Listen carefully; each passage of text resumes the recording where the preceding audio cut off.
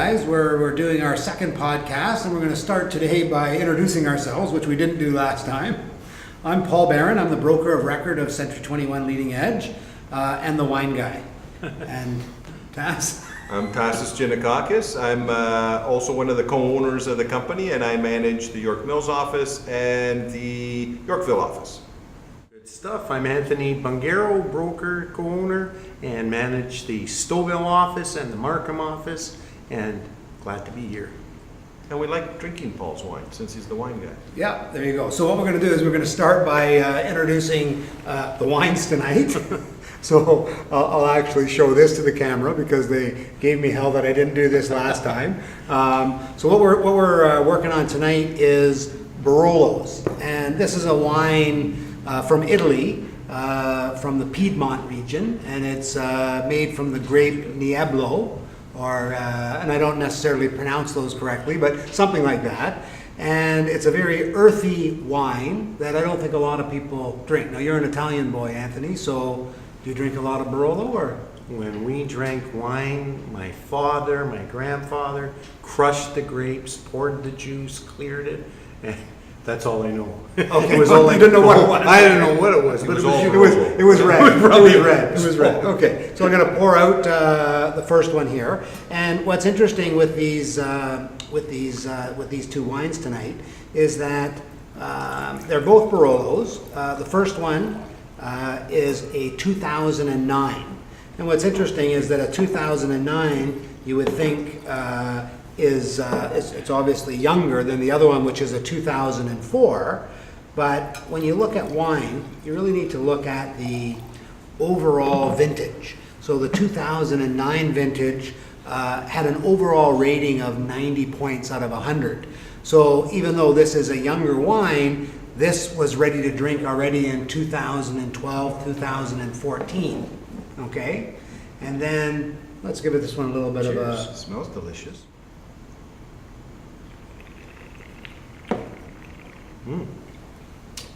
Now, Barolo, very earthy, sort of heavy wine, going good with your pasta. And I actually happened to have pasta tonight for dinner, and was drinking some of that 04, and said, I think that's going to be the wine tonight. The other thing that I want to get out there for this podcast, very, very important, is that I want all the people that are watching to make sure that they like us, make comments, because my wife is convinced that I'm just going out tonight to drink wine with you guys, okay? She sees me packing up all these wines, and I say, no, we're going to do a podcast and learn about real estate and about wine, and it's for work. And she says, okay, I didn't see any podcasts. What are you talking about? So I want So we need this to go viral. Yeah, we need it to go viral and make some comments. And if you see my wife, if you're agents at Century 21 Leading Edge, and you see my wife, tell her how important it is that we keep providing these podcasts so that you know what's going on in the marketplace. Okay? Yeah, for sure. So the next wine that we'll introduce a little bit later is a 2004 Barolo, and the overall rating of that vintage was 94. Wow. So that wine, even though it is 5 years older than the 2009, is really only just now ready to drink. So it's like 2000, it's actually a little bit early. This one is drinking 2019 to 2004. So hang on, it's a 2004. Yes? And math isn't necessarily my forte, but is that like almost 15, is that 15 years? No. Yeah, 14. Yeah, 14 years. 14 years old, yeah. Yeah. And it's written- that's when you're just now ready to drink. Wow. So the wines that we have at our events and that we're trying, these wines for the most part have been cellared for 8 or 10 years in my cellar before they're ready to drink. And sometimes I'm a little impatient. So really, this one is drinking in 2019. I'm a year early, but you can do what you want. But what were you saying about 2025? Yeah, so the idea is that the better quality the wine, Yeah. a lot of times the longer the shelf life, Right. right? So this is from skilled tasters tasting this wine and talking about what kind of shelf life and longevity that wine might have, right? So do they determine this, Paul, ahead of time? Like, so how do they determine when this is drinking, Yeah, right? so what they do is a lot of times they will drink wines from barrel tastings, right? So tonight I actually Bought some little cheat notes on the wines. So this 2009 is a wine that's rated 94, and it says that the anticipated maturity is 2015 to 2030. So even though this one's younger, you could have started drinking it 3 years ago. And this is a guide. You can drink them earlier, but then they might be a little bit more tannic. You don't really have that mellowness in them. That's why we also decanted these ones. And then when you look at the 04, the 04 says that this one is anticipated maturity is 2019 to 2034. And the second wine that we're going to try is rated 96. Wow.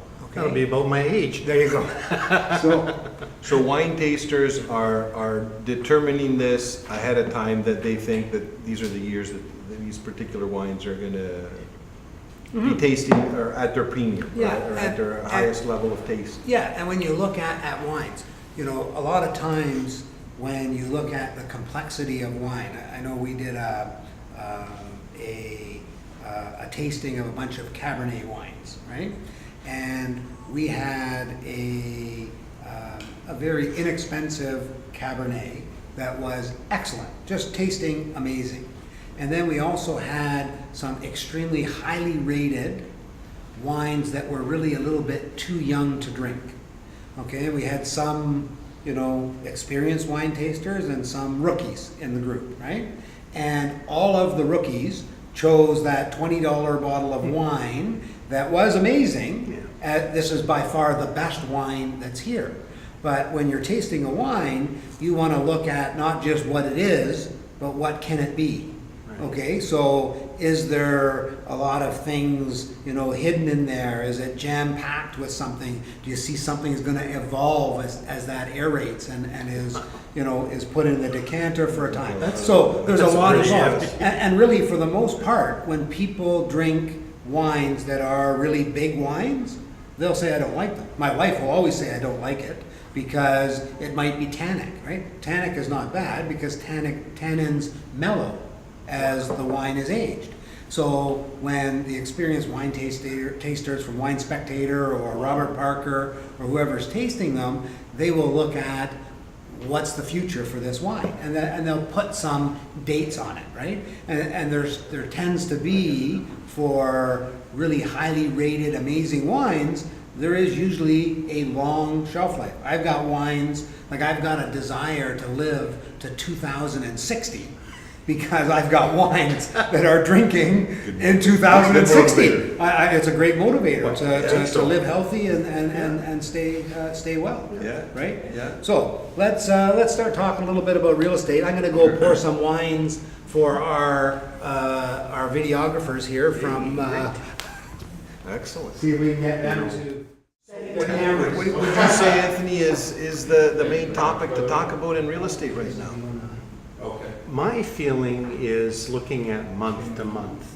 Yeah. My feeling is to look at the main topic is, and again, this is just based on speaking to the agents and to see what they're going through, and they're doing evaluations, and I've had comments that they go, you know, when I'm doing an evaluation on the house, I'm not even taking. Okay, hold on one second. We're just going to do a quick little Hey, cheers. that's Cheers with the great. camera guys Hey, here. Cheers, guys. Cheers, guys. Cheers. Gentlemen, thank you very much, by the way. Vendetta Media doing a great job. Hey, It's a Century 21 leading edge. I'll drink to that first. So you were saying, Anthony, the Well, month to month? Sorry before I rudely interrupted you there. Go ahead. no. well, listen, I'm just gonna come right back to my train of thought.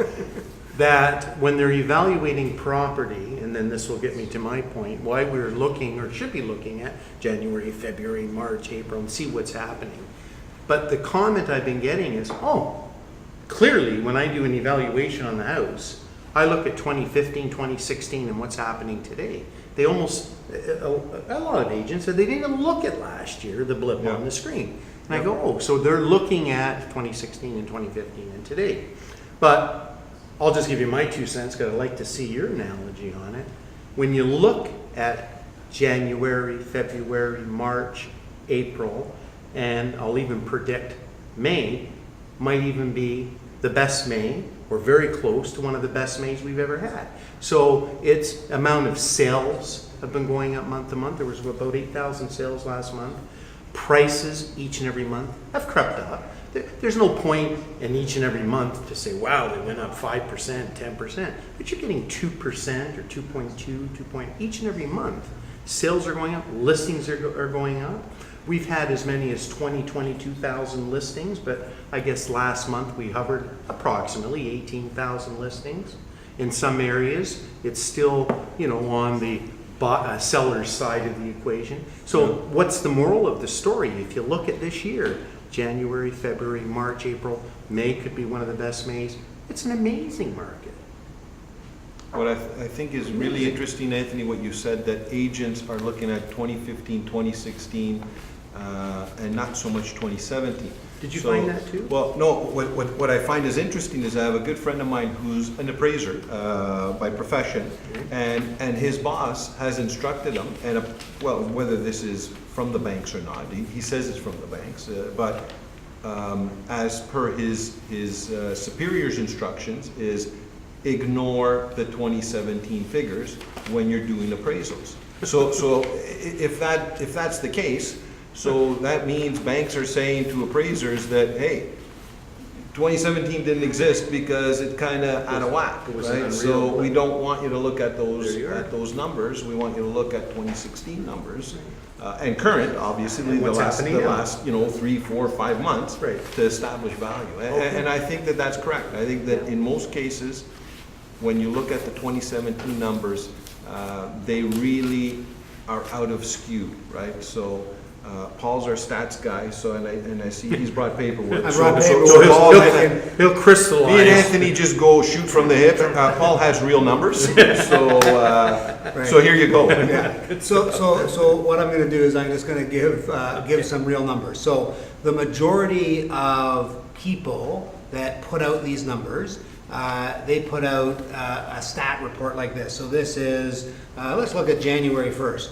So this is comparing January 2000, December, let me just go here.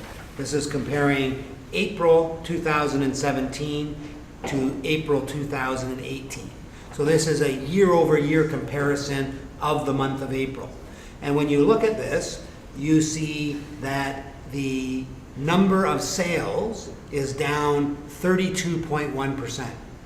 So From last this is April. panic. This is Yeah. panic. But we know that April last year was this anomaly month where things were selling at 108% of the list price. It was helter-skelter. It was out of whack. And even in that year-over-year comparison for the month of April, the sales price went down from 918,000 average price to 804,000 average price, which is a drop of 12.4%.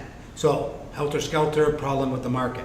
Now, if we take and we go to a month-over-month comparison. So real estate is, and the valuation of real estate is based on what happened today. If nothing happened today, then what happened the day before? So we need to go back in time from when we started.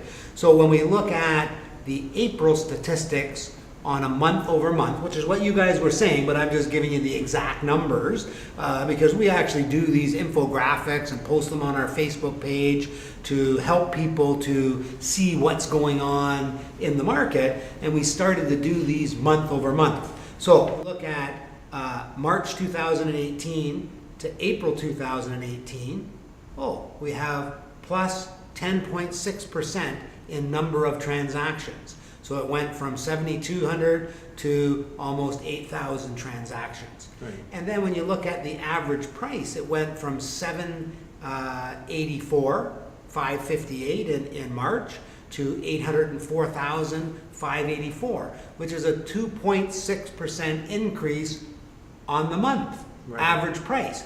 So if we look at that, an average price increase of 2%, if you annualize that, Yeah, that that's 24%. I hope that it doesn't stay that high, Right. because that's a rock and roll market.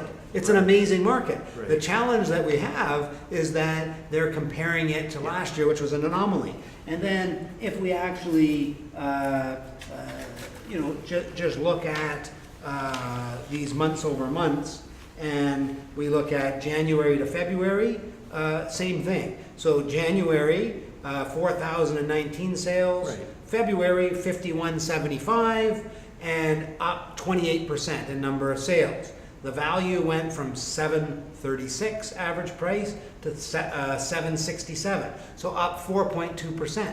So exactly what you were saying. And then when you look at February to March, Right. again, up 2.18%. So if we look at the current market conditions, and then the other thing that's so important when you look at market stats, right, is the months of inventory. So in January, we had 2.1 months of inventory. In March, we had 2.3 months. In January, we had 2 months. So the idea is that those kinds of amounts of inventory are a seller's market. Correct. Right? And then the last thing that I think is wild on this is that, I think we talked about this in our last podcast, is that if the sellers have adjusted to current market stats in terms of what the market is, those homes are selling quickly. Yeah. There's a lot of talk about how slow things are in Mississauga. We had one of our agents last week sell a house in Mississauga. This property was listed at $549. There was 20 offers. Right. Right? We're not in the multiple offer. There was 20 offers on this That's thing. unreal. Now, when he evaluated the home, he looked at it and said to his buyer, look, the value of this home is $625, around there. That's the value of this home. It was priced at $549. He secured the home and purchased it at $631. Wow. So his client got a deal at about market value, beat out 19 other offers. So even though there is multiple offers, they're not going crazy, they're being cautious, Yeah. but there's 20 buyers for that one house. That's correct. So, and again, this is all about the reality that there is a large amount of people that want to buy real estate in the Greater Toronto Area, and they're on the fence for a bit, but if the price is right, they're jumping out, Yeah. right? Yeah. So I think that those are I big agree, factors. and I think that those fundamentals haven't changed, Paul. The people that buy real estate, and I think I've said this before, other than you have a sway of investors that come and go as the market sways, right? Really, at the end of the day, it is fundamentals. Someone gets married, they're They gonna need a roof over their head. Someone gets divorced, they're gonna move. Someone passes away, there's a sale there. Someone has another child, they need a bigger house. Yeah. All of that is what has always driven the market, Yeah. for the most part, right? So you couple that with the fact that immigration, everybody wants to move to Toronto. It's such It's a a great selling point Yeah. that I don't think that any of that has changed, right? It is, I think, just that people have gone to the sidelines, thinking, what's the market gonna do? Well, I think if we look at those stats, the market seems to be rebounding, so waiting on the sidelines is probably not the best thing to do for too long anyways, so. I think in history repeats itself. I would venture to say that, if you want to go a year from now, people in a year from now will look back and say, I should have bought. Oh, yeah. And this is, Yeah. I should have bought. Why did I wait? And that's a sort of Like at the end of 2008, when we had that slowdown because of everything that was going on in the States. Right. So that was only 6 months, right? So everyone was like, oh my God, on the sidelines. And then a year later, why didn't we buy when things Perfect slowed down for that 6 months, right? Yeah. So, Yeah, I And the remember. media plays an effect Yeah. on Oh, that. absolutely, absolutely. I gotta just share with you the media effect on things. So I was doing one of our training classes today and facilitating that, and one of our agents was saying that her dad called her, but because he thought that she needed help with groceries because everything was all over in the real estate industry. Because he read this article in the paper. Okay, so here's what the article says. Wow.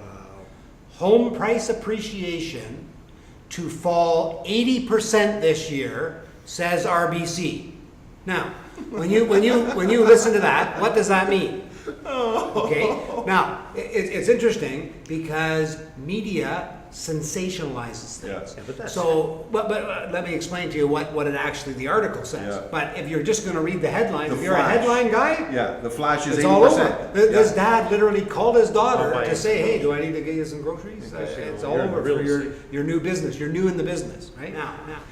What this article goes on to say is that the national rate of home price appreciation has averaged more than 10% in the past 2 years, but is set to change significantly.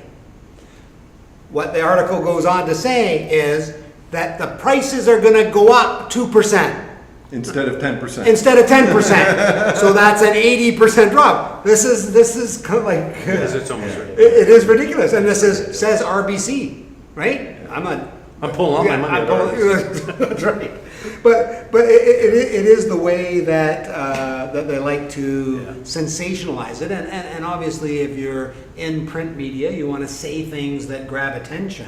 But this is just wild. Yeah. You know, I love this how kind of stuff they exists. post this giant, Bank of Canada post rate, right? Like giant, and then you read down, and it's unchanged. But it's like post rate. Oh my God, what happened? Right? Yeah. So you think that there's some big change. They're going to keep the rate as it is. Yeah. So again, they need to get everybody's attention. I get that, and hopefully the public gets that, right? So. The media, again, we're all in agreement with it, but when you're on the bias side of the equation and when you're in the real estate business, all I've seen is year after year after year, and I'm talking averagely, it's always been the best. It's the best investment. And when you look back, it's the would've, could've, should've. I should have bought. And if you look year after year after year, it goes up. Yeah. It just goes up. So it's still the best investment. And you hit the nail on the head. The way I was trained was everybody needs a roof over their head. Is right? No, whether they're I downsizing. think it's true. I think it's true. Everybody it's cold, needs a it's roof. cold in Canada, right? You gotta have a roof over your So head. we're in a great business because we're there to provide the service. Yeah. It's funny, I had an agent when I was selling back in the 1800s. not the 1800s, but in the late 80s. Okay, and it's interesting. So this agent, and things were going up for a number of years on a very steep rise in values, right? And I know you were around. You weren't in the business yet, 90, right? 90 I Okay, started. so after that finished, right? So what this agent did is she would constantly go out with clients, and she would not have them buy because she felt that her job was to protect them and not let them overpay. This was her philosophy, right? And I was a new agent in the business at the time, and I said to her, and her name was Jan, I won't give last names, right? claim names. Is that that you're doing these people a disservice. Because if they then go out with me next year, they gotta pay More. another, 20% more. So Because the market the was fact that increasing you wouldn't year let over them pay that extra $2,000 because you were protecting them, you're really doing them a disservice. That's correct. Right? Yeah. So a lot of times what we think is helping is hurting. And I've always, as a buyer of real estate, especially as an agent, a lot of times people think that agents get the best opportunities, right? The truth is that if an agent is buying a house, they think that we know something special. We've seen the gold in the joists, right? Yeah. So we tend to have to overpay to Yes. get stuff, right? The other thing that I wanted to bring up, and we talked about the month over month and how there's significant increases, right? I want to go back to that infographic thing that I was talking about, right? And I want to point out that in that infographic on the average price, and this is year over year, so this is 2017 April to 2018 April, and overall values were down 12.4%. But what we've done is we've broken that out in terms of detached, semi, townhouses, and condos. Huge difference. And what we see is that even with that year over year, with that huge anomaly in 2017, it is still up 3.2% for the condo market. Now, why do you guys think that the condo market still continues to rise when the rest of the market doesn't, Yeah, I think a huge part of it is affordability, Paul. right? I think two things. I think Yeah. affordability and lifestyle change, right? I think that Toronto has evolved as a city. Yeah. And, you know, you go downtown 20 years ago and you go downtown today, it is totally different, right? Yeah. So I think that you can live your entire life downtown. And I Yeah. think that that wasn't the case. A lot of times 20 years ago, or maybe longer, maybe 30 years ago, people went downtown to work and then Yeah. they went to the suburbs home. to sleep, right? Yeah. I think we have so many amenities Yeah. in our city. And I know condos exist other than downtown, but I mean more Do they? specifically, Do yes, they? they're everywhere, they're everywhere. But I mean specifically, I think downtown condos, people are choosing to live downtown, work downtown, subway, and walk, walk score. Did anybody know what a walk score was before? No, now it's a huge thing, right? What's the walk score? So I think it's that, coupled with the fact that affordability, right?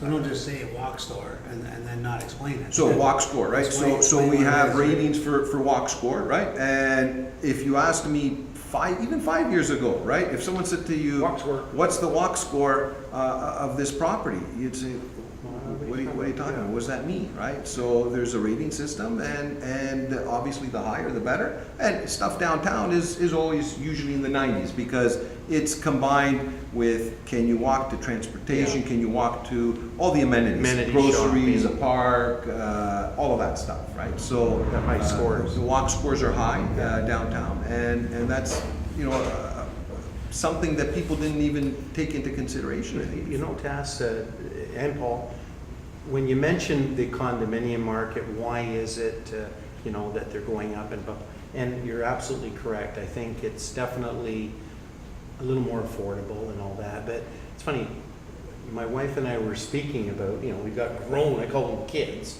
well, they're in their 30s, and you start talking like, in the old days, when we wanted to get married, which the kids, I call them again, the kids, it's not a priority. And where I'm going with this is that it wasn't unusual back then, and I had 4 sisters, and that when they were 18, 19, they certainly couldn't be 20 or 21, they were an old maid. But the goal was to get married, the house with the big lot, and the picket fence, and we're out there cleaning out the weeds, and we got the pool and the deck and all the things that we wanted. We wanted the big lot. They don't want a big lot. They don't want to cut the They don't grass. want to cut the They don't. grass. I don't want to say whether they're not lazy or whatever. It's a new generation. I did say it. I said to the wife, "They're lazy. These kids. They don't want to cut the grass." But I'm just piggybacking, Tass, because I Yeah. think you're very clear to It's a me. different lifestyle. It's a different lifestyle. Different priorities. It's more Different priorities. It is. They're busy. They're in business together. And a lot of them are not even having a car. So I think the condominium market, there's still a lot of room there. There, in the sense that if I were to, we're not here to make predictions by any stretch, but the feeling I have is that there's still a lot of room there, that the values will continue to rise, and there's that new types of generation that they don't want the big lot, the big 2-story with the pool and the deck, and the convenience, you're using the walk score, but everything's there. And some of them are not even, as you said, even having a car. They can walk to the cinemas. They can take the transit to work. So it's a different type, maybe babbled on that, but I just wanted to piggyback that we were just chatting about Different that. mentality, for Maybe sure. from our side, the generation today, the kids today, but I really find they don't want the big lots. Nor the developers building big lots, I don't think anymore, because they can get more density and more profitability on higher units. But So what do you think though of, you know, the fact that Markham as a town had basically the one condo at, you know, what's the one condo that they had close to Markville? On Bullock. On Bullock, right? That was the only condo that was in Markham. Yeah, And by now Markville there's a Mall. plethora Yeah. of what they call downtown Markham. What do you guys make of that? What do you think that there's so many condos being built in, you know, the suburbs? What the heck is that about? Yeah, I think again, Paul, it's affordability, and I think people are really adjusting their thinking, and they're, it's not the dream of, oh, I have to have a house, Yeah. right? It's like, I kind of like having a condo. For a lot of people, I think they want to park their car underground. Travel maybe, They you know. want to travel, they don't, I think, want to be tied into the house as much, right? I agree with you that it is, to me, I'm thinking, okay, if I want to live downtown, I almost think my only choice is a condo. Whereas if I'm in the suburbs, I can choose a condo. Yeah. Or I can choose a house, right? So I think it's lifestyle. I think people are choosing that lifestyle. And there's a ton of condos in Markham, right? And I have neighbors who are actually Yeah. downsizing to a Yeah. condo. So they don't want to leave the area, right? And they bought they were just, you know, tickled pink about a condo being built in the neighborhood because they wanted to Yeah. stay in the neighborhood. Yeah. But they didn't want the maintenance of a house. Yeah. You know, the grass and all that, they want to travel, so And all the that buildings makes have sense. such nice facilities too. Great amenities, You know, right? like built-in You have a physical pool fitness. that you don't have to clean, you have a gym. you know. Stone in the first quarter of 2018, surpassing 60,000 units for the first time ever. Wow. Data from Urban Nation shows that condo apartment construction reached 61,337 units, with additional 37,389 in pre-construction marketing. Wow. So, So are those completed or sold? no, this is, so. What GTA numbers sort of? Yeah, Yeah. Greater Toronto, Yeah. and that's 61,000 that are built Built, for the year, and another 37,000 being sold in pre-construction. Yeah. And they're saying that in the first quarter of 2018, there was 4,219 units sold, more in line with the 10-year average, right? But down compared to last year because it was a crazy year. So the idea, I think, is also that it is supply and demand. So if the value of condos is more affordable to a larger number of buyers, that's their only alternative based on price and what they can get into, and you now have a larger pool of buyers for condos, what happens? Condo values go up. Yeah, Right? and builders want to build condos. Yeah, and Right, builders- so yeah. that's, it's as simple as that, right? Yeah, for sure. And this goes on to say that unsold inventory was at a 16-year low of less than 8,000 units, meaning that the price pressure was around $914 per square foot, Wow. which is a 29% year-over-year increase for the condos, right? So prices for resale condos were up 2% or 11% year over year, and they averaged $619 a square foot. So the prices of condos were so significantly below that of semis, detached, and townhouses that gap is closing. I think the other thing that happens with this, and why we as a company are in the markets on the outside of town, we're in Stouffville here, which is, I don't know if this is considered, I guess you have to go to Uxbridge and you have to go to Oshawa and Bowmanville to be on the outside of town, but there's where, if you're going to be in a detached home, there's where you've got to go. Yeah. And if you don't want to drive that far, then the condo is the option. Is the answer, yeah. No, I agree, I agree. I think that makes sense. I think all of us are kind of seeing that, right? Yeah. And I think it's in line with how the market is adjusting and what's the public looking for, right? And why are they looking for it, right? No So doubt. Yeah. it makes sense. So there you go, you finished that already, right? You're enjoying it. All I know is the juice is nice. I'm no stranger to the wine. I tend to drink more than Salute. than my wife. Salute. Salute. Yeah, there you go. Well, that's okay. I'm just finishing that one so we can go to the Get the ready, next get one ready. to give that a go. Very good. Yeah. Well, why don't we talk a little bit about brand and the big release that we had on May 15th? Yeah, sure. I think that that's been a hot topic for sure. So, Century 21 officially released their new branding on May 15th. So we were getting, I'm sure all of you Yeah. were getting a ton of inquiries from our agents. When's it coming? When's it coming? So we all knew that it was out there, but in terms of the official Launch or whatever. launch and the JPEGs and the Yeah. ability to use it all in order from printers and all of that was released just May 15th. So I'm very excited about that because I think our agents are super excited about it, right? Oh, no And doubt, it's funny because I had someone ordering cards the other day. And I think really if you're gonna rebrand, then rebrand and bring it to modern day, right? Yeah. So as they were ordering cards, the printer says, oh yeah, there's another company, which we won't mention, they just rebranded too. And she said, what are you talking about? I didn't notice any rebranding. He says, oh no, he goes, they just wasted their time with their rebranding. He goes, because nobody noticed it. He goes, everybody's talking about your rebranding. I He like goes, that. you know, so, and I thought, that was an interesting comment, right? So we're not naming names? though? We're not naming names, right? So, what's that up there? Oh, Way up looks there. like a balloon? No. Yeah. So anyways, I thought that was interesting, It right? is. That a printer would make a comment like that, right? His opinion was, it was kind of like a waste of time. Yeah, you know, people are ordering new cards and. But you know he's what, looking it's at not it, a waste there's of no time. difference, right? It shows you how people might think, you know, right? Maybe they're scared of change, right? I guess. But yeah, no, I think it's fantastic, and I think that all of our, I would say almost all of our agents think it's fantastic, right? So I think that that's great, and it's very positive. fresh look, and I'm super excited about it. So Yeah. what's the feedback you guys have been Yeah, getting? the same thing.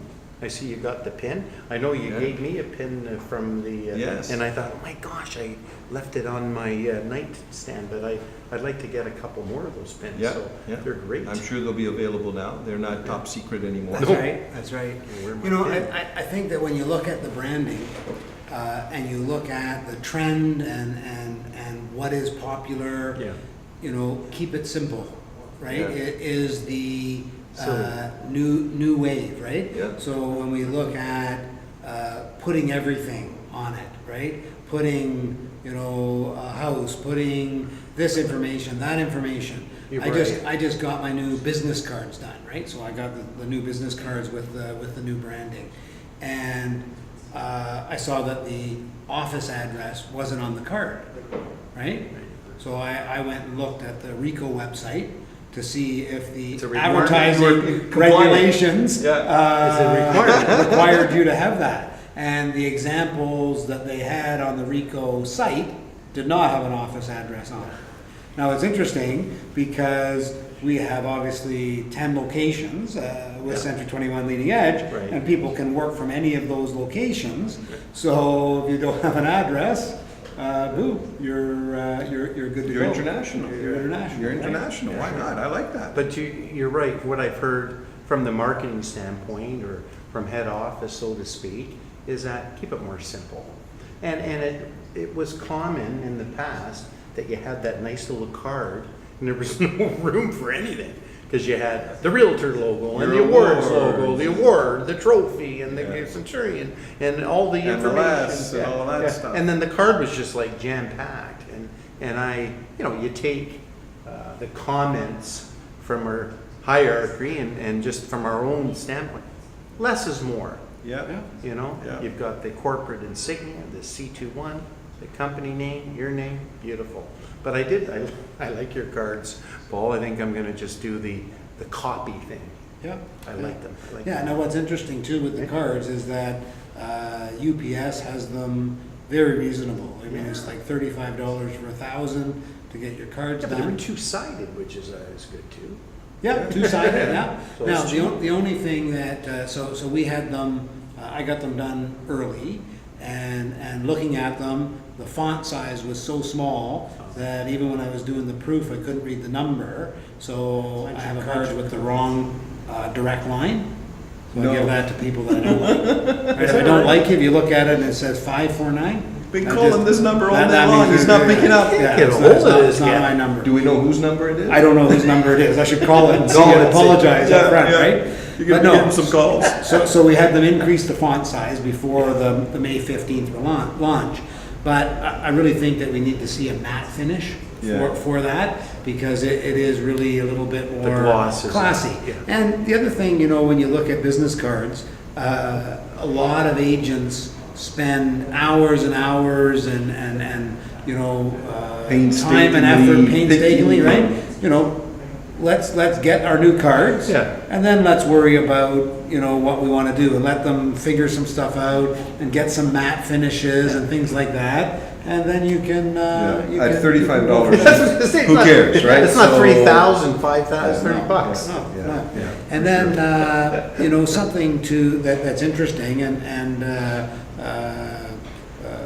we've got obviously agents that have their own particular branded signs with their pictures on it or whatever.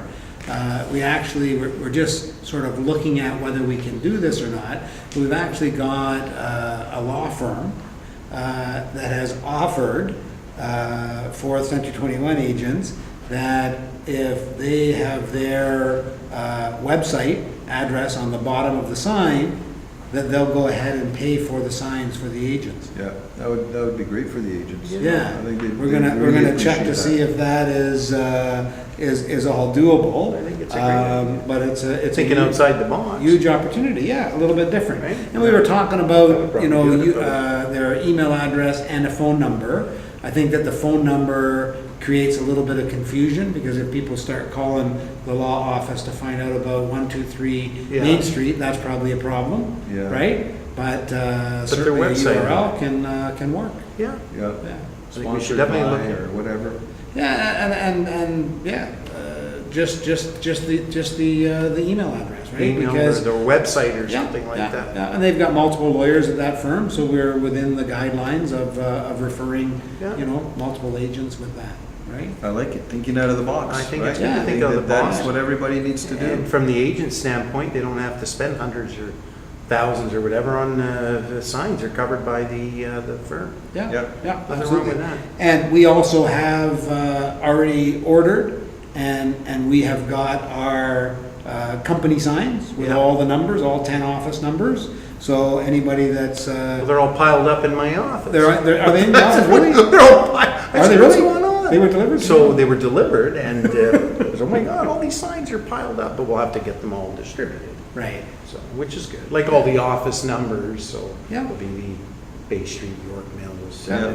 Yeah. Durham area. Yeah. Oh, so they all got delivered to Main Street? Yeah, I guess it was Oh, easier gotcha. for the delivery guy to deliver them there, so.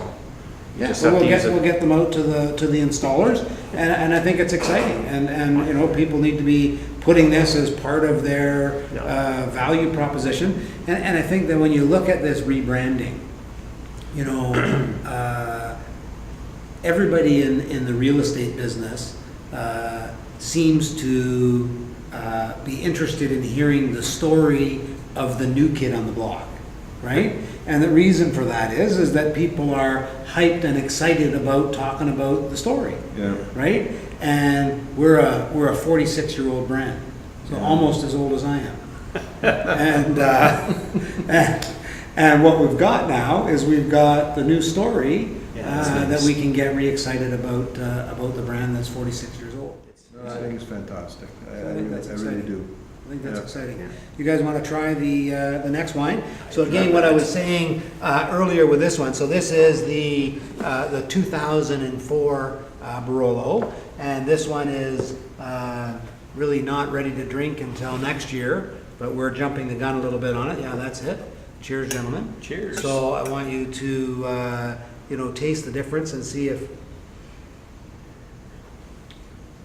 Smells different.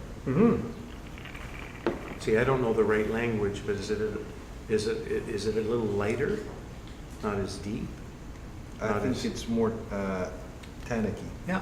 More So, tannic? yeah, absolutely. So it's 5 years older, but there's really way more tannins in there. Okay. And probably more complexity. Maybe that's what it is. More long life to a wine like that, right? And it's nice, I'll actually pour you a little bit more. I got it right. Yeah, Tass, you're. I told you I don't know the right you're language. coming along, I'm right? developing going You're to, developing. I'm developing. You're getting good. You got a head start. Yeah, I'll give you a little bit more of that one. But yeah, it's always good when you're tasting wines It's, to taste, you know. The difference. The difference and to but is look it at- really, okay, just to clarify. It's a Barolo. It's the same type of wine? Grape. Same grape? It's 5 years older. Yeah. Is that Yeah. the simple, okay? Yeah. So, but is it the same wine? Is it the same or is it a totally different? Because it's the grape when you go with the wine. Sure, correct? so this is two completely different winemakers. Okay. But both from the same region Region. in Piedmont. Okay. And this is a Canubi Barolo 2009, which is from Marchesi. And you gotta say it when you're saying the Italian word. Marchesi. You gotta the Marchesi. Okay, you gotta add Marchesi. the thing. And Marchesi. then this one is from Vigna San Giuseppe, right? So it is completely different Okay. winemakers, but it is the Diablo grape in both of them, so the same grape. But you could also try, the same vintner and try the different years, and you would see a difference. You know, it's interesting with wine is that a lot of times people will talk about, I tried this Canubi Barolo, I love it. And then they buy it again, and they say, oh, it doesn't taste the same as it did, right? So this is why we have what are called vintage charts. So vintage charts basically take the harvest for 2009, and they evaluate the overall rating of the harvest of grapes from 2009 from the Barolo region. And in 2009, the overall rating was 90. Oh, okay. Okay, now this wine. So the assumption is all of the wineries had a good year that year that were from that region. Yeah, Because That's what you have. the crop was good, so to Yes, speak. yes. So 90 is very good. So 80 is good. 85 is getting up there. When you get 85 to 90, that's excellent. When you get over 90, this is at a Extraordinary. higher level. And then when you get to above 95, then you're looking at a classic type Wow. of a scenario. But what's interesting is the overall rating of the 2009 is 90, and then when you look at the 2004, the overall rating of that vintage is 94. Right? Now, the other thing is that I don't just know these things. I know a lot of years. He has a moment. I have a lot of them memorized, right? So I can tell you that when you look at Bordeaux wine, right? So the years when you're choosing a wine. And what I was getting at with this, I'm babbling on as well about this. But what I was getting at is that when you're selecting a wine in a restaurant, you really only need to look at a vintage chart to hedge your bets. Yeah. Right? So if you are given a wine list and you've got a 2000 Bordeaux wine, and then you've got a 1992 Bordeaux wine, a lot of people think older wine is always Is better, better. Oh, right? okay. Okay? It's well aged. 92 is not a good year, Oh. right? Now, if you go to But the average 86 person would know that. well, no, but there's vintage charts. So, Yeah, but we in a restaurant. well, no, so It's all on your phone. Anthony, Oh, Anthony, it's all- Anthony, okay. Anthony, Go to I know- your phone. I know that I just have to point this out to you. So I do have a lot of the charts memorized. Yeah, I'm sure. I will But tell you know you what I mean, that. you're in a restaurant, But you're not gonna know. here you go. He's airing his issues now. You- We've got the charts No, memorized. you go. You know, it's what I do. You go to a vintage chart here, right? And you go to Bordeaux. Then, of course, Bordeaux has the left bank, the right bank. and we'll talk about Bordeaux when we're having a Bordeaux tasting, right? Maybe I should be doing something different, but to give you an idea, so I know that 86, 88, 89, 90, 95, 2000, all amazing years for Bordeaux. So that's the years that I'm giving to, right? So now this vintage chart only goes back to 95. So 95, the overall rating is 95. And it also tells you in these vintage charts, drink or hold, right? So this one is drink or hold. The 2009, even though it's younger, is drink. Right. Because it's not as overall quality. And then you look at 2000, the overall rating was 93, 2003, 94, and if you're looking for a good Bordeaux wine, the overall rating of 2005 Bordeaux is 97. Wow. So that was an amazing year. And then if you buy a couple of the dogs, 2007, 2008, they were rated 86 and 88. It's interesting, Paul, because that's the one thing that I learned from you that I actually experienced in a restaurant where the wine that we had picked, right? The waiter came back and he says, well, that's not available. And let's say it was in whatever, 882, right? Whatever it was, right? We don't have that one, but we have a 78. And you're thinking, oh, okay, it's older, right? But my friend Mr. Barron had already taught me this, so I quickly Googled it because I thought, no, why is he pushing? I'll give you this at the same price, right? Oh, okay, And and I'm it's thinking, older. no, it wasn't a good year, right? So they didn't have the good year, and they were trying Pushing to the flog other off the crappy year on us, right? Yeah. But because most people, and I think personally, and I've said this to you before, is most people are intimidated by wine. Right? Oh, It's kind of like, okay, wine, so who's going to take the wine list? Oh, no, I don't want it, right? I always get that job, Yeah, exactly, right? It's a relief, right? Because if you're out for dinner, it's like, I don't want to choose it, right? yeah. Let And Mr. it's- Barron do that. But I will say, if you got 6 people at a table or 10 people at a table, and correct me if I'm wrong, everybody's mouth is different. You may like it, I may like it. There might be someone that'll go, "It's okay. I don't know. Isn't it you can choose, but everybody's mouth has a different, Anthony, like, absolutely 100%. So when we do the golf tournament and do the wine tasting after, right? So we, as you guys know, we take about 12 different wines from my cellar. We taste them, and you get to take home one of those bottles as your prize. Right. So if you got longest drive or closest to the pin, Get you to get pick to her. select first. Yeah. So what does everybody do? They tried all 12 wines. yeah. And then they get called up because they had longest drive. Paul, what should I take? Yes, Right? yes. I say, well, which one did you like the best? Or- no, then they say, What's the most expensive? which one's the most expensive? Yes, yes, Right? yes. That is I always think the most case. of them have picked up on the fact, Paul. And I think you do it by taste, and it just coincidentally, the price also goes up, right? So most people kind of look at it like, all right, right to left, the prices start to go up. So I they- think that you have them organized that way Well, because it's not organized that way. But the they go to taste is bigger, right? But they go to the Yes. farthest one to the right, because that's the most expensive in their Yeah. mind.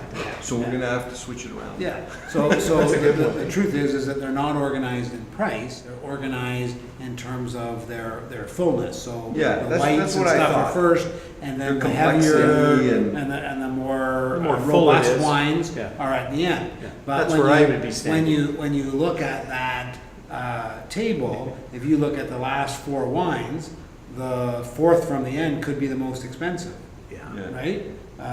It's not necessarily that I that always like last to one- pick what I like, and some of the times, I know that the one, the Baron, that's one of my Yeah, favorite, right? yeah. And you Baron. bring that a lot of times. That's a nice wine. And I just love it. That's done. It's No- done, no- yeah. No more of that in the So cellar. that that to was- me, Paul, and I think that you, I remember you saying that it's not overly expensive. That was a $30 bottle. of Yeah. wine, But it was To a me, nice it's flavor. fabulous. Amazing. Right? Yeah. Yeah, fabulous. So it's not always price, Paul. There's no. Well, no, it's never priced, It's never right? priced. It's never Pick priced. what you like. But it is what you like. Yeah, But that's- people tend to think that if it's expensive, It's a better then, one, yeah. then that's something. But I guess what I'm saying is if you're going to a restaurant, you got a dozen people there, you can't please everybody. you know, and that's, puts you in that position, oh, I'll pick the wine. Right. Not everyone's gonna fall in love. But, okay, so I just want to let you in on a secret, okay? So, Yeah, when but I can pick the everybody wine- hear this? Anybody can hear Oh, this, it's okay. okay, This they is a may as well secret. know, right? You ask me to pick the wine, I'll ask what we're having for dinner, Right. right?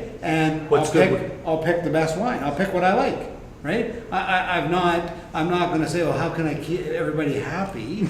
No, I need to pick the wine that goes with the food, With because the meal. wine Well, is if you're having like always. steak and, or like you said, pasta or steak. No, he picks whatever he's eating. Oh, what he's- you like. What What I he's, what he's eating A Mamma steak, Mia. he picks the wine that goes with the steak. If you're eating fish, too bad for you, dude. I get it, okay. Yeah, so. That's true, because not everyone picks steak. Right. Okay, Right, right. capiche. Now, I will, you know, in some occasions, if there's two wines, or if I'm doing it, I'll always take and do cork it, right? So I always bring, but, yeah, you wanna bring the wine that goes with fish, right? So, But it's usually white, Paul. no, you know what, so. Like a picture of Oh, no, you I've know, had red to with- me, I'm thinking a cold white wine with fish. Right. And that's what, you know, a layman knows, right? And I know you can drink red, but don't most people think you gotta have white wine with fish? Haven't Well, you ever heard that? I I have think heard people that. match wine, so white wine with like white meat, whether Like it's chicken. fish or chicken or whatever. I don't think that that's correct, right? I guess it's not, but isn't that what you're sort No, of? no, no, I think that that's what most people think. Yeah, so what happens, and we'll do, you know, we've got, you know, a lot of podcasts to do, so we'll have a lot of different wines, and each week we'll have a different wine. But the wine that goes with the white meat and the fish is a Pinot Noir, right? So a Pinot Noir is a grape most famous from Burgundy, where it's very expensive, and probably Pinot Noir is the toughest wine I have keeping a significant stock of in my cellar. And one of the reasons is it's so damn good, I drink it when I buy it, but it's also very expensive. So Burgundy Pinot Noirs, very, very expensive. I was at the New York wine experience last year, and I tried this Oregon, from Oregon, a Pinot Noir, and they're famous for their Pinot Noirs from Oregon, and this was called Evening Land, right, Pinot Noir, and it was rated 98 out of 100. It was just succulent, you know, just the best Pinot I've ever tasted, and it wasn't from Burgundy, right? And you go to Burgundy, and you've got wines that are $400, $500, $600, $800 a bottle for Pinot Noirs from Burgundy. And Burgundy, all of the red wine from Burgundy is a Pinot Noir, right? Okay. So in the old world, as I was saying before, old world wine is always talked about by the region, right? So this is not called a Barolo, it is, you know, the vintner that it's called by. And in Burgundy, they're all Pinot Noirs, the red, but it's called a Burgundy, right? And if you go to Oregon, it's called a Pinot Noir, right? So we'll do Pinot Noir one of these days, Yeah. and we'll actually bring some Oregon, some Washington State, and some Burgundy Pinots, and maybe even a California Pinot. You know, one of the it was a funny bottle with that wax top, if you remember, Yeah, from one of the golf yeah, tournaments. yeah. That was a California Pinot. Very, very different than the Burgundy Pinot. So Interesting. We'll maybe try So I that. think what you need to educate us on, Paul, is how you can tell if a wine is corked, right? So going back to people being intimidated, and I really appreciated this because it happened recently. So I was out of town. We had gone to a restaurant. I wasn't the one ordering the wine. Someone else had ordered the wine. They brought the wine. He opened the wine. The server smelled the cork. He poured some, and then after he poured it, he smelled the cork, and he said, "Hold on a second. Don't try that." He goes, "The wine's no good."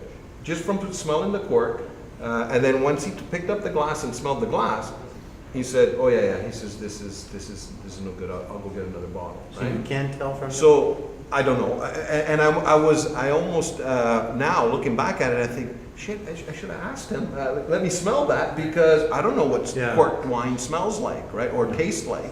I have, right? I have to laugh. So is it that bad, Paul, Yeah. that you would? Yeah, so there's a couple of things. So one is one time when we had a hospitality suite, Yeah. we had a corked wine. And all the guys were saying, let me try it. I want to taste what, like you're saying, yeah, I you want to wanna taste know what does what's a bad corked wine wine. taste Does it like. taste And like this one was, you had to spit it out bad. Oh, Okay, okay. but a bunch of guys were wanting to try that. So, what's interesting is I have an Italian wine that I just bought, and I bought 12 cases of it for one of our year-end parties. Okay, good rating, and this is a wine that if you just say I'm gonna go by the nose, right, and you smell it, it smells like barnyard. Oh, So you really? would think, okay, this wine is a problem, okay? Now, they have a saying in wine, does the taste follow the nose? Okay, so if it smells like barnyard and it tastes like barnyard, It is that's a barnyard. problem, You got it's a a problem. barnyard, right? But this particular wine, the taste does not follow the nose. Now, very difficult, and I tried only one bottle of that, so I have 12 cases, I've only tried one bottle, right? I will try another bottle to see if that was just an anomaly Yeah. with it, but that will be an interesting one to take to the Christmas party, People will right? smell it and Because not people think might it's smell bad. it and say, okay, Barron's off his game here, but it tastes amazing. Wow. Right? In fact, that's not true. I already had a second bottle of it. It actually was tasted good too? that good. Yeah. Yeah, and you know what? I didn't really think to go over the nose. It didn't really seem as bad as the first one, but I'll taste them again, right? I have to. This is part of my Experiment. job Yeah, is yeah, to of course. Make purchase sure. the wines, taste them, line them up, see And what's lug them all over. what's going to work, and lug them all over. That's right. That's right. So anyway, we will get into lots of wines as we go, but the key thing is vintage chart and choose the best year for that particular area. And you can't just look in general. So every area has a different chart because they can be, Wow. very, very different, right? So Excellent. that's Good to that's the learn. lesson. It's an Learned something. education. Yeah, Anthony? yeah. I know I did. I do. I learned a lot. Beautiful. So, And I'm also enjoying it. do we have more real estate to talk about, or should we just keep talking wine? I think we have probably some real estate to talk about. What I else? think we What else has should. been I a think hot we topic should. lately? To me, I don't know if it's a hot topic, but it's just been the consistent, and here we're jumping in, I'm jumping into the training, or, when we go to our classes with Rob, and then you get the phone call and all that. And what happens is, you're always on the positive side of the equation. People, I don't know if it's a hot topic, let's say the agents, what's happening? Is it getting better? And you'll find that the agents that are doing the systems, obtaining listings, that was my lesson, page 1, chapter 1, I was a good lister. And right on the board in the office, it said, you have to list to last, all those things. Yeah. But I don't say it's a hot topic, but averagely, that's the word. What's happening with the market? What's happening? And that's why going back, when you look at month after month after month after month, January, February, and it's going up and it's going up and it's going up, and prices are going up 2%. You say, oh, it's only 2%, but that's 2% a month. So it's not a hot topic, but you're getting a number of agents wondering, how's it going? What's happening? So I got a good story for you on that Okay. one, Anthony. So I think it is a hot topic, for sure. Yeah, no, for Okay. sure. Yeah. I What's think the it's market? always, What's because that's going what, on? I think it's always a hot topic, Yeah. Okay. right? Yeah. I was So trying to downplay. My response is always the same, right? So I had one of our agents, he's been an agent for a long time, and he says, "Tas, what's going on with the market?" I said, "The market's fantastic." Yeah, right. 6 months later, "Tas, what's going on with the market?" "The market's fantastic." And he says, after 4 years, right? He says, "You've always said that the market is fantastic." And I said, "Because the question you're asking me is open-ended. How's the market? For who? Buyers? Sellers? Like what? Landlords? Yeah. Tenants? Yeah. What are you talking? When you say Fantastic. how's the market? The market is always fantastic for somebody, right? So a year ago, all the buyers were frustrated. Yeah. Look, I can't take it. Multiple offers. I can't do it anymore. Well, guess what? Yeah. For them right now, Yeah. the market is fantastic. Yeah. Yeah. they're likely not gonna compete. Yeah. They're likely gonna have way more choice Yeah. than they had a year ago. Yeah. So if you were a buyer a year ago and you didn't buy out of those frustrations or Yeah. for whatever reason, Yeah. the market is fantastic, right? A Yeah. year ago, if you were a seller, or if you had, let's say, actually, let's even improve that. Yeah. If you had multiple properties Yeah. and decided to sell one of them, Yeah.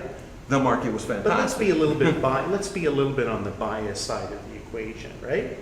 And no disrespect to our, our respected sellers that have trusted us and we got their listings. What I'm saying is, as business brokerage, let's be a little bit selfish here for a second and say, how is the market? How is the situation?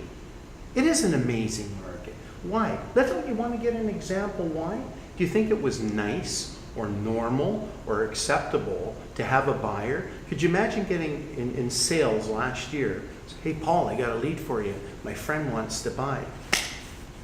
Oh, thank you very much. And you had to do one offer, two offers, or maybe 6 or 7 offers.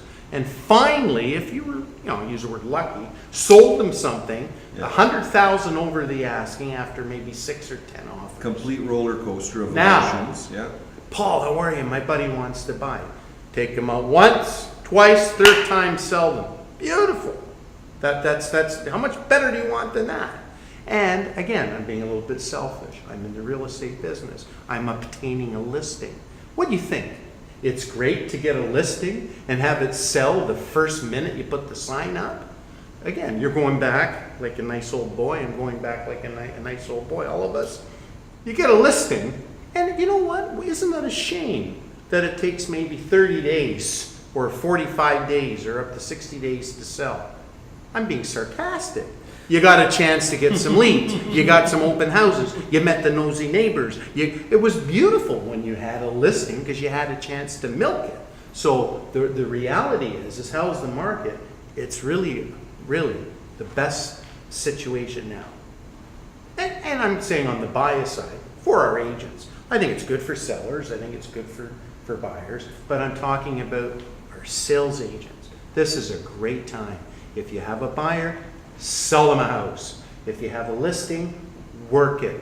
Have the communication. Get the leads from it. Because wasn't that the greatest thing when you Yeah. obtain some leads and some listings Get from it it? priced properly. Right. So it's great when they get house the market. Yeah. Fantastic. And you might have to, you don't want to go into the speech with everybody, but I think sometimes it's important to explain why, the facts of life. Yeah, no, absolutely, and it's interesting that days on market in some of the years that I sold real estate, when I started in '84, Yeah. average days on market was 96 days. Yeah. Right? Yeah, and I'm saying maybe 96 2 months. days was the average day on market, and the thing was priced at 37,000.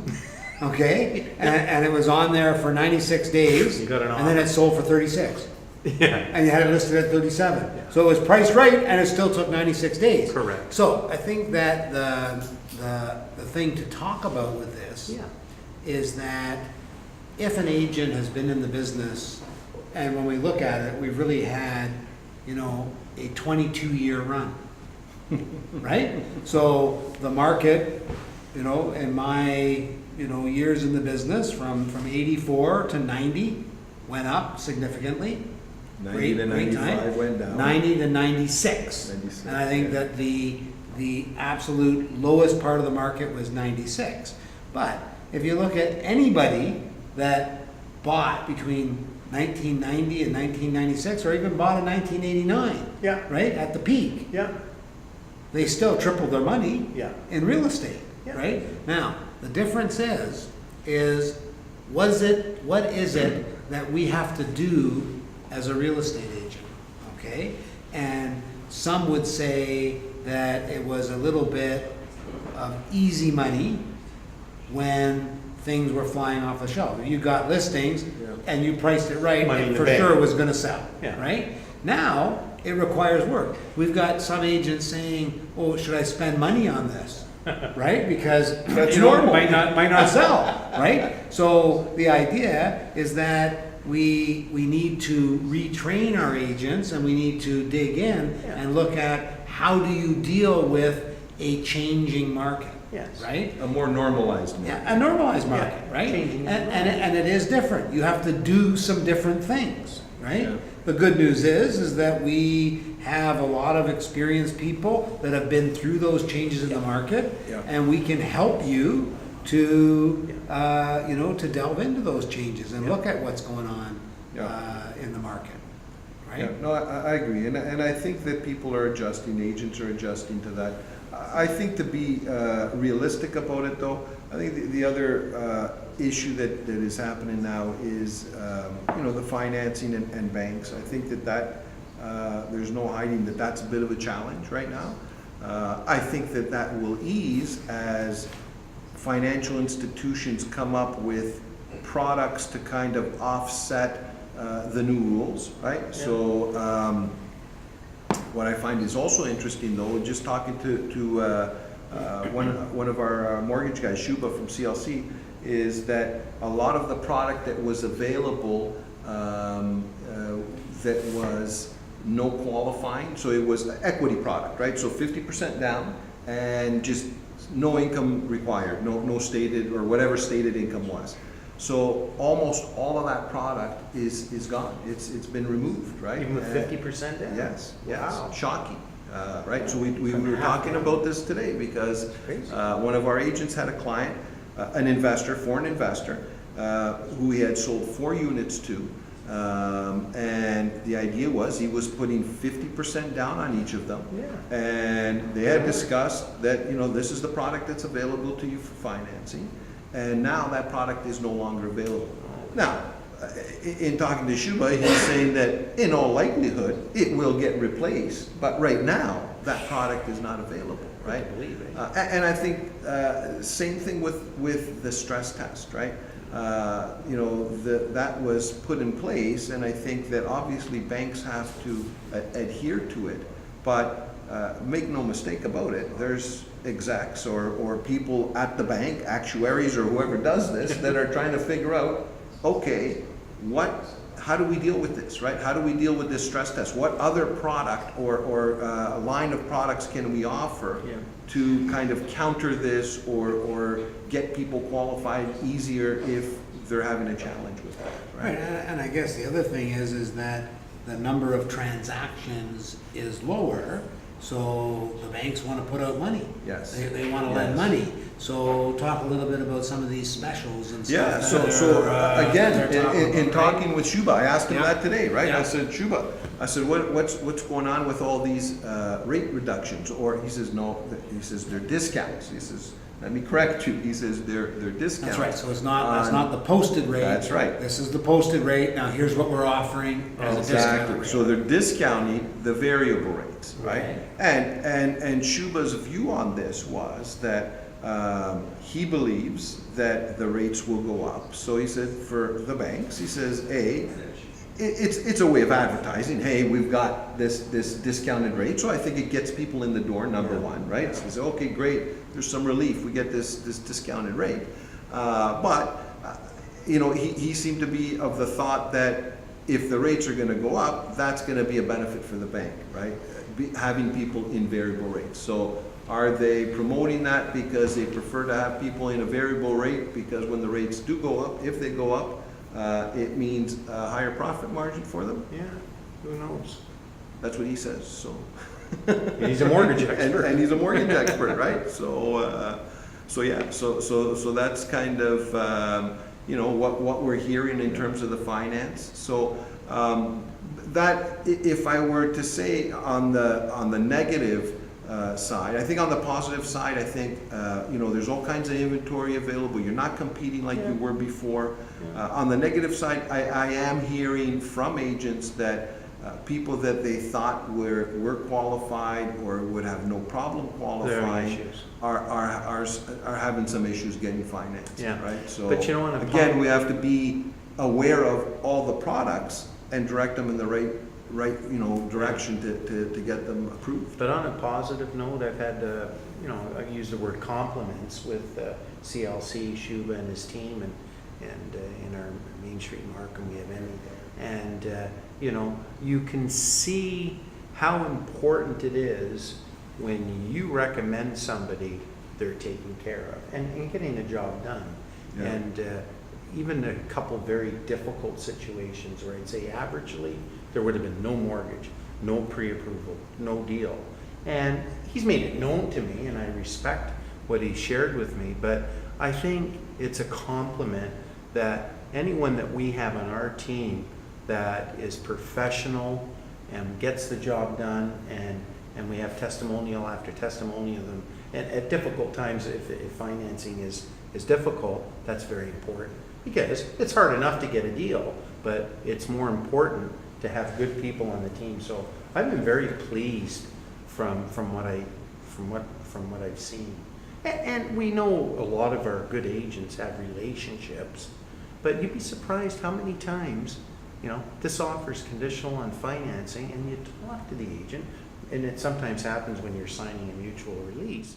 Well, they went to the bank, or they had a broker. And I say, I want to put more effort at the office meetings to say, like, there should be, under no circumstances, you run around and put an offer conditional on financing. Don't worry, they'll go to their own bank. I think it's very pertinent that you have good people on the team, and we do have them. And that I think as an agent, you should be doing your due diligence. Yeah, having that them- making sure that having it they're set up or pre-qualified. pre-qualified, right? Why would you be showing people properties if they can't afford them, right? But as a compliment to see, have you not had some good Oh, yeah, feedback as well? great Because feedback. it's important to me. This is not a commercial for No, CLC. I didn't want it to come across that way, but I think.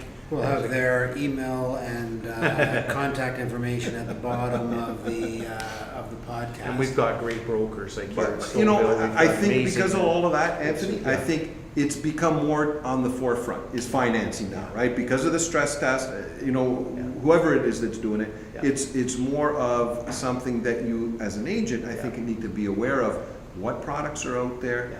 which institutions are offering different products, and that's why you need to be dealing with a mortgage broker that can tell you, this client is not gonna qualify at RBC, but they'll qualify at this Oh, B absolutely. lender. Yeah. So if you've done nothing as an agent, and your client just says, oh yeah, I went to my bank and I didn't qualify, okay, but did you look at any other avenues, right? So I think that that's important. Very right? important. Yeah, And for I sure. think the other thing that's happening is that the secondary finance market Yeah, is coming down in rates. Yeah. So a lot of times they Yeah. were much higher rates, and now they're very, very close to. because they're getting more of the business, Yeah, right? to what. More safe business, Yeah, more right? safe business, so they're, they're More getting, the old A deals are now B deals. Yeah. So they're, in their mind, they're getting A deals. They're getting So- A So deals. they're being more aggressive on the price. And I think that whenever you look at, a marketplace where there's changes, you need to have people that understand the business. Yeah. I always used to look at people that were doing deals and doing things that they shouldn't be doing to get mortgage finance, not getting it done, and then taking that to a good mortgage rep and getting it done properly. Yeah, yeah. Right? So people have in their mind that they've gotta, do things that they shouldn't be doing, right? Yeah. And I'm not being specific, but I think you guys get my drift. And the truth is that they're just dealing with the wrong people. So whether it's CLC, which is a great in-house company that we have, or whoever else it is that you deal with, Yeah. if you're dealing with somebody that understands the industry. And when do we need qualified people? We need qualified people when they change the stress test on the mortgaging. Oh, And absolutely. it becomes a different scenario. We Yeah. need them more than ever. Oh, yeah. So, I know that I've sent, Yeah. Shuba to a number of people out in Mississauga office and stuff like that were having a bunch of deals that they couldn't put together. The other thing, as you guys were saying, is that agents allowing people Yeah. to do that themselves. And I think that we've gotta, we've gotta have and teach our agents in our training classes, to ask them the right questions. Listen, you've got your own mortgage rep, but if we could get you a 2.4% variable rate, would you still be committed to those? No? Yeah. Okay, then let's look at our people, Right. right? Let's not just ask, do you have one? Yeah, that's good. Yeah. Let's find out what is the specials that we can do. and let's recommend But we those have things. them in-house, and I think that's the summary of it, like, as it even here in Stouffville, we've got Darlene McLeod, she's in-house. People get to know that if they're professional, they know how to handle the client, it's so important. Because rate is important, but it's about putting the deal together, because not everyone has perfect Yeah, credit. I've gotta let the camera guys get the second wine, so Wow, just that's excuse me good. for a second. I'm They going need some on. People get fixated on the rate, Anthony, Yeah. and it's not always the rate, right? Especially if someone's looking at it and saying, you know, am I gonna sell this in a year? Yeah. You know, so who cares what the rate is if you're planning on renovating the house and selling it in a year? Right, and it's just a small point, but you may not, with a good broker, lock it in for a 5-year term because you can't get out. It might just as well say, like, take a variable or a 1-year open if you're gonna sell it, so you need Yeah. good advice. Hey, cheers, I heard a click over there. Cheers, Cheers. gentlemen. To yourself. Guys, Cheers, Daz. cheers.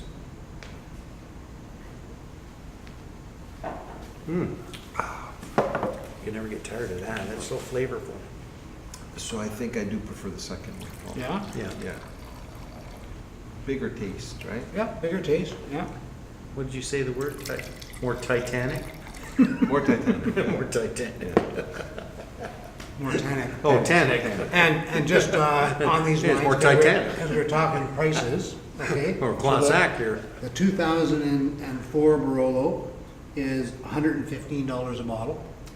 The first The one, second one, $115 a bottle. yep, and then this, The first one we drank. first one, the 2009, is $69 a bottle.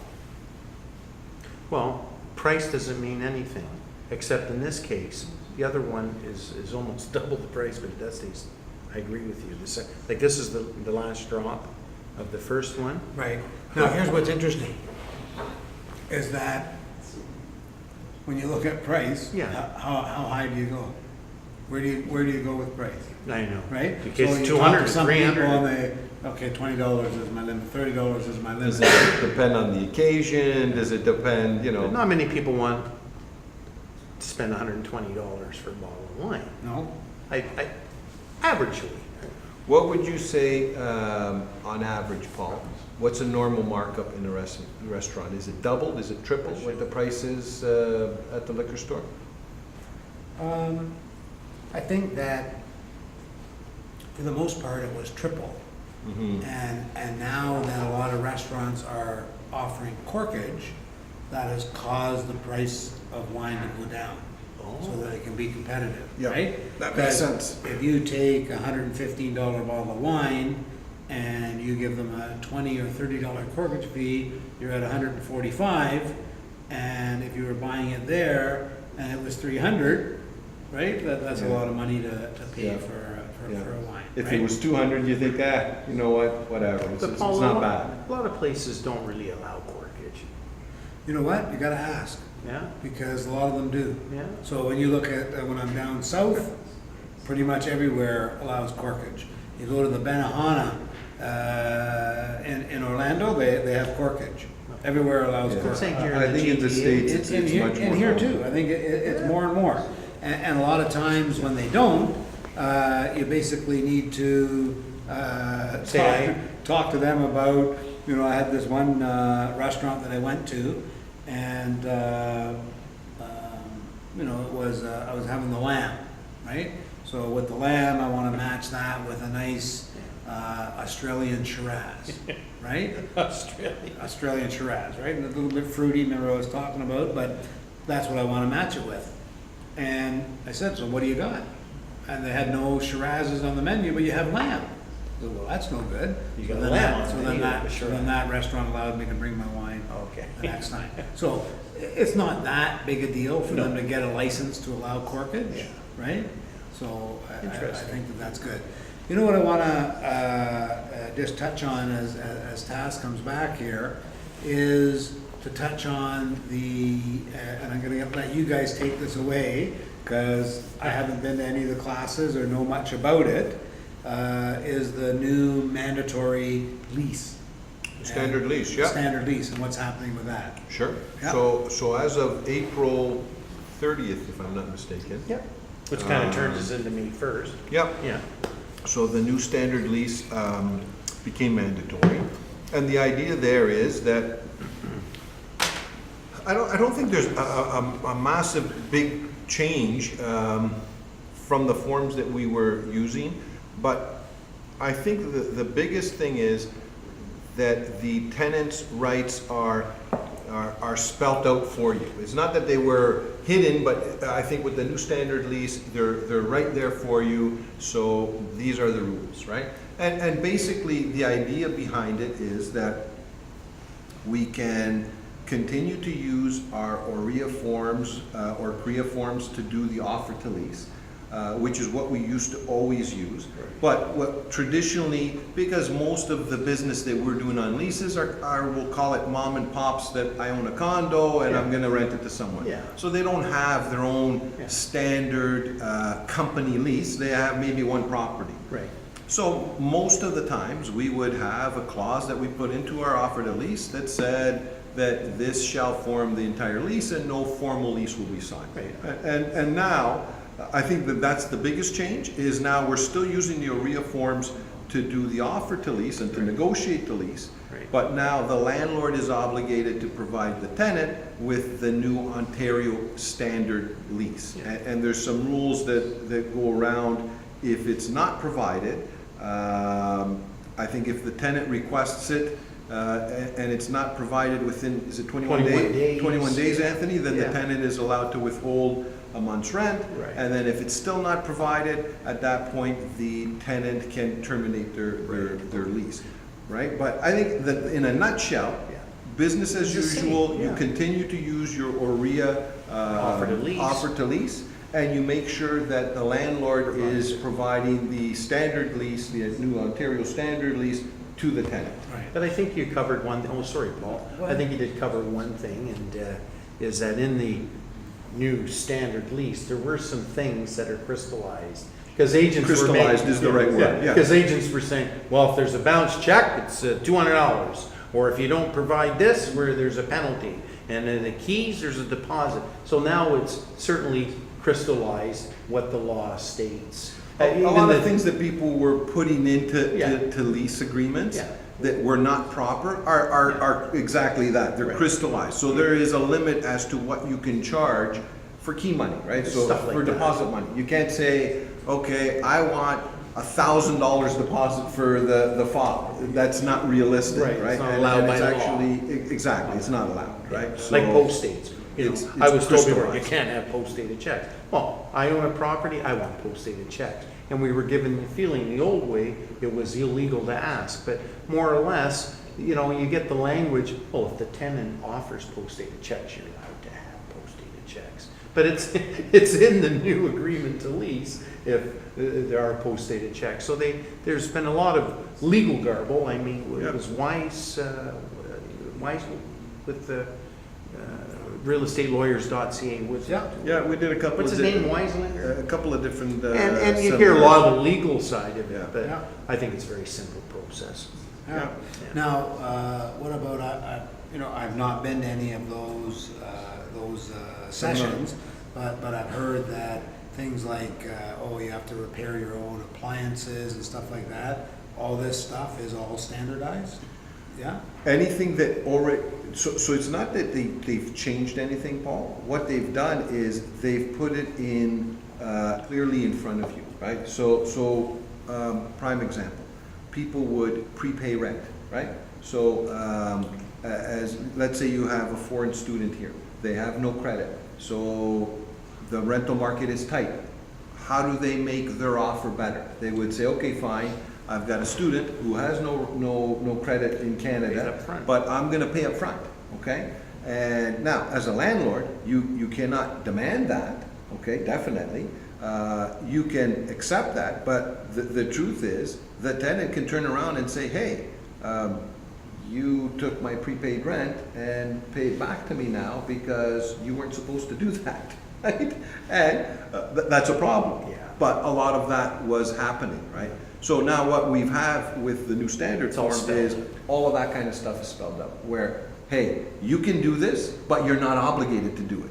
is what, You like offered. post-dated check, perfect example. You can Mine provide offered. post-dated checks. But you can't The- ask for it. The landlord cannot demand that you have to give post-dated checks. That's actually the best example. That's- So I think that's that right. that's spelled out right on the standard form. It is. Right, whereas before, we would put in the offer, you need to provide standard, or post-dated checks. The tenant assumed, oh my God, I have to, because the landlord asked for it. This is telling you, doesn't matter if the landlord asks for it, you don't have to. Right. So, Yeah, and it spells it out, so it's actually good. We've printed some hard copies of it, and Yeah. and then we have it available. So when you do look at it, it does make a lot of sense. yeah, yeah. And that's just on residential lease, nothing to do with commercial leases, Correct. right? Commercial has Correct. already Nothing- changed. Yeah, nothing to do with. Because really with commercial, correct me if I'm wrong, you always did the offer to lease, and then you did the lease. Yeah, in most cases, because the landlord will have multiple properties, or they'll have their lawyer Yeah. draft a lease, or they'll have their own. Unless it was a standard simple lease. one, as you Yeah. said, you would have put in the clause that this is forms as the lease, the offer to lease. And in most cases on commercial, it's 30 pages. So, Yeah, you know, exactly. obviously, if you're just negotiating the terms, you don't need all of that. You need our standard, Right. you know, offer to lease, right? So, Good stuff. so yeah, I think that's it in a nutshell on the standard lease ball. But, you know, for that period of time, we were getting like a million questions. What do I do? Do I have to do this? Do I not have to do this? Whenever So something's in new, short, it seems yeah. complicated, but you iron the kinks out and Yeah, just. yeah, and we did a few seminars, which is great. We've put out some notices. John Zanatti put a great one together that we sent out to everybody, so Yep. I think everybody is up to date on it now, Yeah. I would say, right? It's all good. Sounds good. Yeah, Sounds good. excellent. Sounds good. So, what do you guys think? We should wrap up for tonight? I think so. It was Okay. fun. It was great. I'd like to thank Vendetta Media, the job that they're doing, so we really Once again, appreciate that. thanks, guys. And I'd like some feedback on when they got their wine pours, if the cameras got more steady or if they started to shake more, just so that I can keep track of what to do. And, you know, look forward to talking to you guys next time. So you know what I'd like to do, guys, is I'd like to end this by thanking Anthony Bungaro, Tassis Janakakis, little toast to our second of many podcasts. And I'd also like to invite the public, any other agents that are washing, if you have questions, like to contact us, our information will be underneath, and you can certainly do that. Also like to thank Vendetta Media for helping us to put on this podcast, and if Yep. you'd like to contact them, their information will be available as well. So cheers to our second podcast, guys. Thank you, guys. Cheers. Hope you Thank all you, enjoyed guys. it. Anytime. Be a pleasure.